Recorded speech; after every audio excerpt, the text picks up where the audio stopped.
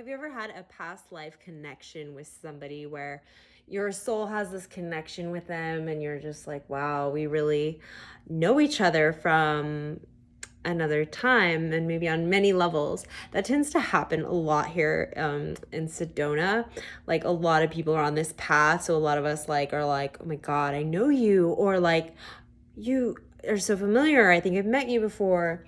That just sense of familiarity, and that's the recognition of soul family. And many of us originated from the same star systems or experienced lifetimes together and are returning back into each other's lives so that we can complete and fulfill the missions that we incarnated to do. Right? And these, by the way, are all stories that our ancient souls, our ancient selves wrote within our divine blueprints, and how we would connect the dots, the sacred geometry, the energy, so we could come into this full body remembrance. And this is the art of being human.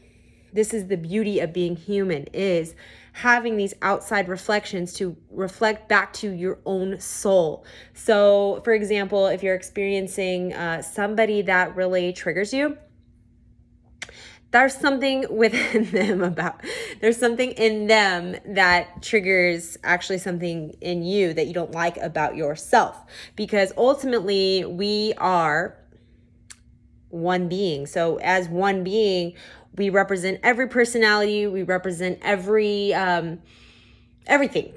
Everything exists within us. So if there's something about another person that's triggering you, ask yourself why and go deeper and learn to have acceptance, self-acceptance, and love for that aspect.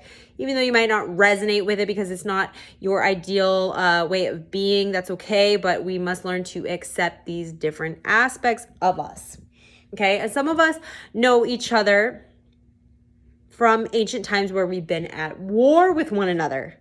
Or maybe you killed that person in another life, or they killed you in another life. So, and then they're your child. And then you have to work that karma out in this lifetime. But now we have a choice. We have a choice to close those loops and those timelines. We have a choice to come into this presence of I am, recognizing that we are everything, we are everyone, and we hold the key within our hearts. And we are the answered prayer that we've been looking for. We are the ones that the ancient ones prayed about, and here we are manifested in physical form. We are living, breathing prayers. We are living, breathing spirits. We are the masters. And once we really choose to recognize and own that power within ourselves and then share it, spread it, give it as our light shines back into the world and reflects back to us, that's how we create the transformations we wish to see. If you want to see someone fully in their power, then you have to be fully in your power. And we lead by example. So be that living example. And question why someone triggers you and dive deeper into these past life connections. Get to know why they're showing up and coming into your life. Some of them might be challenging because, maybe there's someone who comes into your life and you just feel like such a beautiful, deep connection with them, but like that person's not available and you can't go back to what you had in ancient Egypt or ancient Atlantis or Lemuria or the Pleiades. Maybe that you're star-crossed lovers, but you're married or they're married, and or maybe or some kind of situation like this, but find out why you're in each other's lives in this lifetime. But also remember, focus on this lifetime, because we are in this lifetime now. We're not back then, we're here and now. Those stories from the past can help us come in more fully embodied into the key things and the key reasons key roles we're supposed to play in each other's lives. But really, dive deeper into these reflections and value them as just a source of love without expectation, unconditional love without needing anything from that person, and truly just loving them. If that was really a person that you really loved in another lifetime and you really cared about, or were really deep with, but you can't do that in this lifetime, or maybe you can, but it seems like you can't. Be okay with what it is. It's like really coming to terms and accepting what is, accepting and loving what is, and having unconditional love for others and yourself. And, the number one relationship that we can focus on is the one with ourselves, remembering that only you are your twin flame. Your twin flame is not out there. Okay, I got a disillusion by that. I got illusion. What am I trying to say? I got into this whole thing years ago where somebody convinced me that they were my twin flame, and I was already with another person. This is a messed up thing. I was with another person, but that person was a really bad karmic relationship. And then it got even worse after I fell for this guy that convinced me he was my twin flame. Don't fall for that, ladies or gentlemen. If someone's trying to convince you they're your twin flame, no, don't let anyone do that, because only you are your twin flame. The twin flame is the I am. The twin flame is the I, which is the ego, the identity, the lower chakras. And the am is the higher self, the all-knowing omnipresence. Okay, so it's the body and the spirit joined as one. That is the twin flame. That's it. It's not me and another person. Okay, so really owning that within yourself, recognizing you are your own twin flame. That way you don't put any expectations on people outside of yourself to fulfill your needs, because only you can fulfill your needs. And, there's another thing happening where I feel like, it's really limiting for us to put all this pressure on another being to fulfill all these roles of lover, mother, daughter, sister, just lover, friend, like someone that does everything. It's like totally full package relationship. Well, yes, maybe this exists, but I just wouldn't want to put these expectations on another being to fulfill all of these roles, right? I think it's important to be open in our relationships and trusting in one another, knowing that if it's for the highest good of all for us to be together or be in these moments together and cherish each other in the way that we are, then it will be. And really trusting and allowing and believing, and not putting this pressure on other people to act a certain way or be a certain way around us, or need to prove themselves in any way. But also like having boundaries. If someone is not showing up the way in a way that matches your value and your worth, then that's a sign to ask them to not be in your life or not spend time with them so much.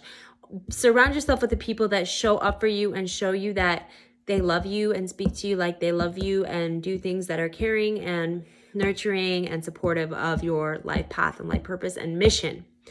That's really important. If these people that you're surrounding yourself with are not doing that, then they're holding you back and they're trying to control you.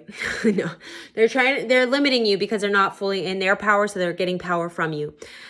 Beings that aren't able to be in their full power sometimes will gravitate towards you because you are more in your power, right? But we don't want to give away our power ever.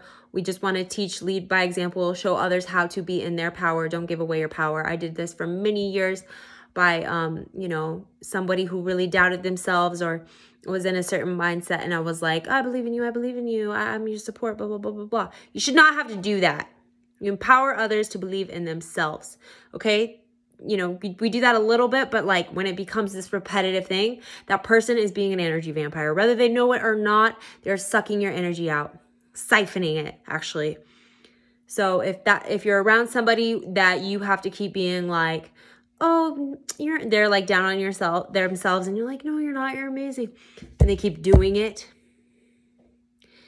And you have to keep proving to them that they're amazing. They're siphoning your energy. So stay away from them. Just have a hard boundary. Be like, you're good enough. You should know that by now. If you haven't figured it out and you're not doing the work on yourself, then I can't be around you, because I can only be around high-level beings that are doing the work on themselves, that are on their path, on their mission, and they're not sucking energy from other people. Mother suckers, we ain't having none of that. So don't be around that.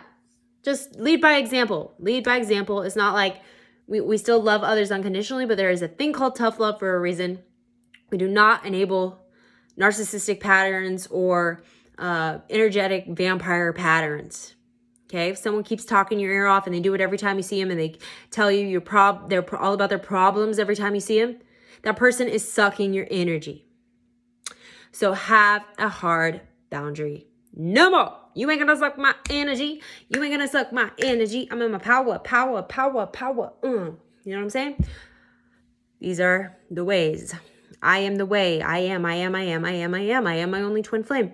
Become your own divine lover. You don't need anyone else outside of you. If you can have love with others that is unconditional, without expectations, and just for experience and joy and creativity, bringing a child to the world, these kind of things, beautiful. But have respect for yourself, have necessary boundaries in place. Really, really important, star seeds and light beings. Remember, you're a master of your reality. You are divine source creator, and this is your truth. I am. Say it with me. I am. Raise it, claim it, believe it. All you gotta do is choose it, choose it, choose it. Hey. Anyways, I love you all so much, and I'm sending you much gratitude and appreciation on this divine day, spring equinox. Just blasting off. So we blasting into spring. We got the Lyran energy, got the Hathor energy, kitty cat, meow, Sphinxy coming in strong. I'll talk more about that later this week. Some of the experiences that I've had. A war ending with the Draconis and the Lyrans. So excited to share with you more about this galactic intel. And I will be tuning in with you later this week. Please like, subscribe to this channel if you like anything I'm saying or resonate. Let me know if you want to talk about anything specific. And namaste. Namaste. Nama get it. Nama get it. House, house. In the house. Shukran. Gracias. Gracidao. Be sure to follow me on Instagram if you don't already, lunarastarshine. And yeah, I'm just happy to be your friend.